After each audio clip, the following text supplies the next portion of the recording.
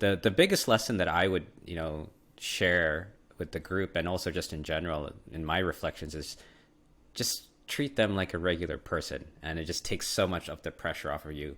The only difference between you and them is that they've just got a different set of priorities. That's all it is.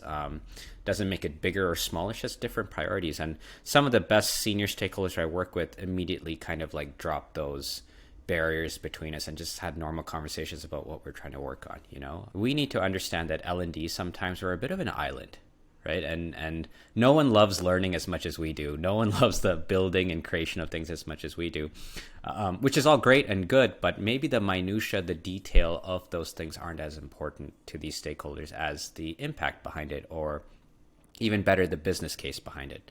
And of course, William, I come from sort of a corporate L&D background, so very much working with Fortune 500 companies, private sector. That's sort of my bias. But this can be applied to whatever you're doing, whether it's K to 12, whether it's higher ed. But understanding the priorities and the questions that stakeholder is trying to answer is really important. And if you've got a good relationship with that individual, you can ask them directly. Or you might need to do some digging around for maybe people that are on their team, people that you might have more access to in time, to just say, hey, this person, I'm meeting with them in a couple of weeks. I just want to know, what's important to them about this project. What are they looking for? What matters to them? And that helps you sculpt the language, even the conversation of where it's going.